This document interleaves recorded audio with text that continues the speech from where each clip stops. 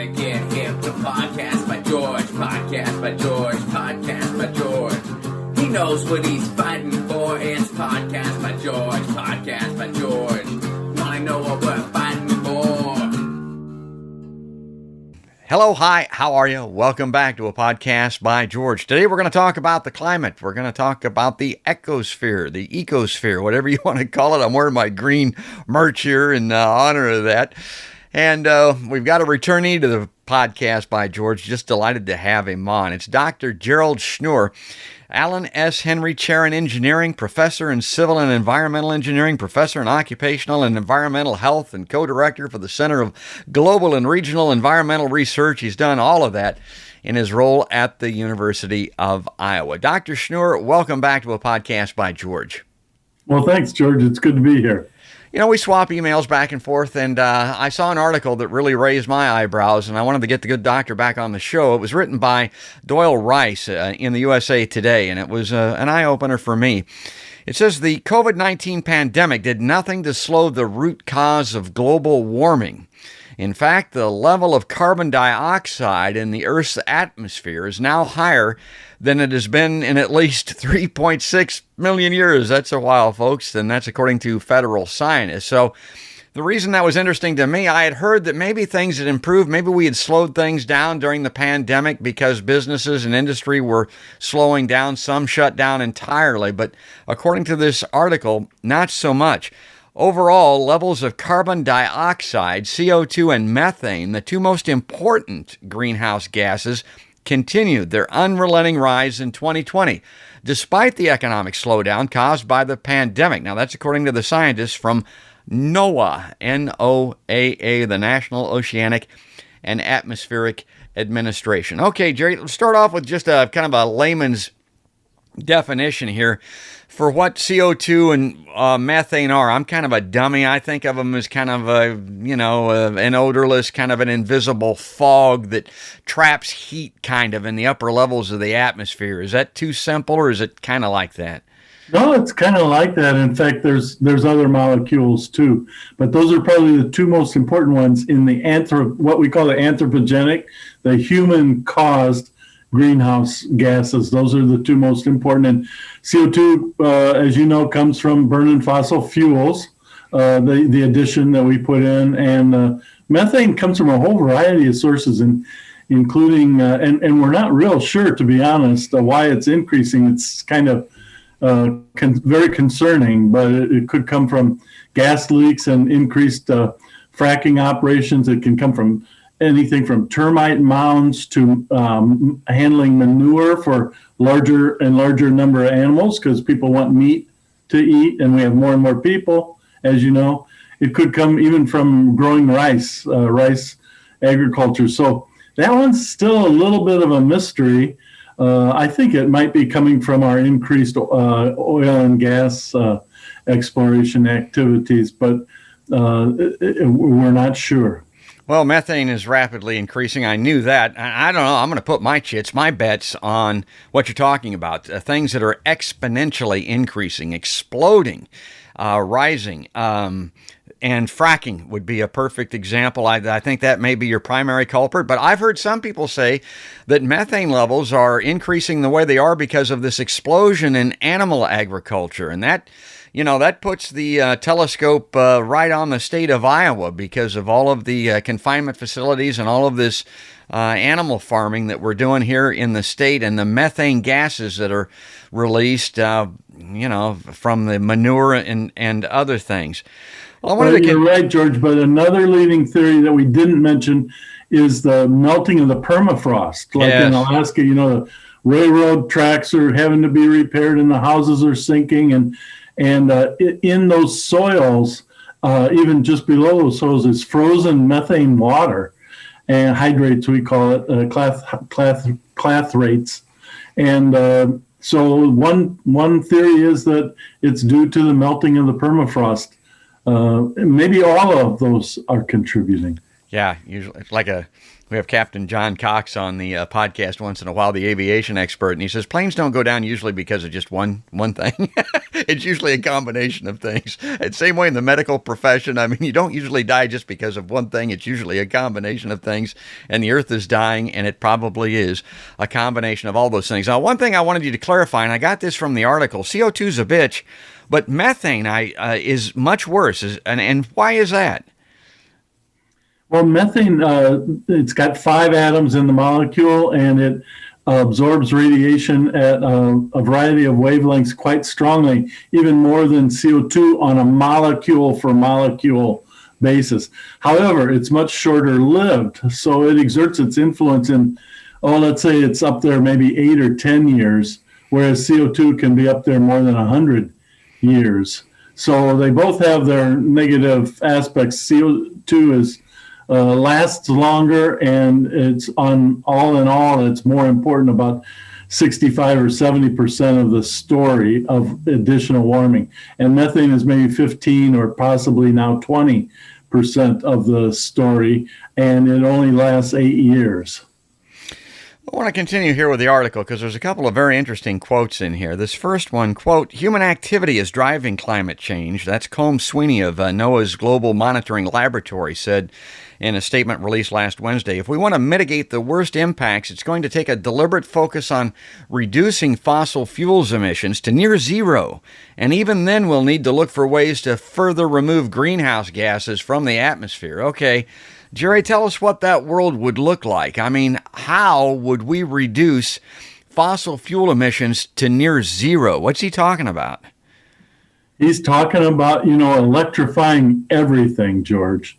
From our cars to our appliances, no more gas dryers, no more gas stoves. That'll affect a lot of people, and electrifying everything. But then, of course, the key is you got to produce that electricity from wind and solar or nuclear, but from non-carbon emitting sources. And so the two things have to go hand in hand. And we'd still, as you say, as you imply, we'd never get to zero. We'll still probably need some petroleum derivatives for aviation. It's hard to have a solar airplane, probably for shipping, ocean vessels and so forth. So we'll never get to zero, and that's why people talk about net negative emissions. We're going to have to suck some out of the atmosphere that we've already put up there. Yeah, that's the second part of this. We'll need to further remove greenhouse gases from the atmosphere. And what's he talking about there? I mean, a giant scrub brush? I mean, how do we get those things out of the atmosphere, or do they just go away eventually? Well, the simplest way is to reforest everything that was once forested, like the Gobi Desert in Mongolia and China, like the sub-Saharan Africa was once lush vegetation. We got to reforest everything, all the marginal lands in the U.S. We have a lot of it, even in Iowa. We used to have 25% forests in Iowa, especially along the stream margins. They're gone now for agriculture. So you got to massively reforest. And the trees, let's say they take 100 years to come to some kind of climax forest. Then you're going to have to cut them, maybe make biochar or lumber products or something like that out of it. You're going to have to cut them. If you make biochar, it essentially has 6 molecules come out of the atmosphere to grow the trees, and 3 goes back in when you make the biochar. You put the biochar as a soil amendment back onto the forests, and you grow another round of trees. So you'd have to do that continuously. That's the easiest way to take the CO2 out of the air. The hardest way is what you mentioned, the big scrub brush, and that's being approached also. Klaus Lackner and others have proposed that we have chemical trees with leaves that have chemicals in them, absorb the CO2, and then we periodically remove the leaves and get the CO2 concentrated, put it deep into the geological formation underneath, and keep the trees going. Chemical trees.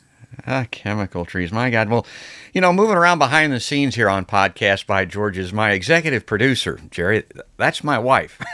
She wanted, and before I lose you here today, she wanted me to ask you about soil restoration practices. Now, she's a big proponent of that. She's a big climate and soil and water activist and has been for a number of years. And what I told her was, I said, I get that, and she wants every homeowner to practice soil restoration practices, and then for the benefit of the climate. But I said, unless we can put some kind of requirement, unless we can force big industry and these big corporations, particularly those that are controlling our political process, probably homeowners taking the initiative here, won't do that much good. It can't hurt. I mean, don't get me wrong, but what kind of soil restoration practices would you like to see? Well, I'm glad she brought that up, George, because, we are in Iowa. I've lived in Iowa most all my life, grew up in Davenport, Iowa, and so-called regenerative agriculture is what we're talking about here. Of course, Tom Vilsack is our USDA head right now, and we would have to pay, we the people would have to fund it, maybe by tax on corporations, but we the people would have to somehow fund it.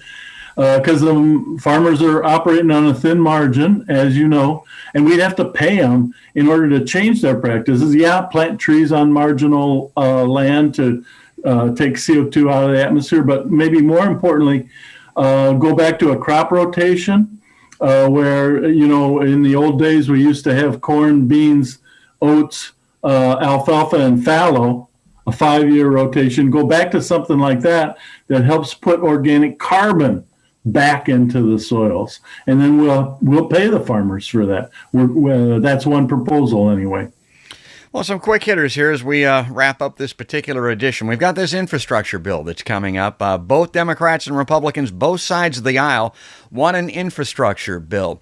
What are you seeing in what's being proposed so far that you think is really good, or is there anything really good in these infrastructure bills that could improve the climate and get us on our way towards restoring the earth, basically?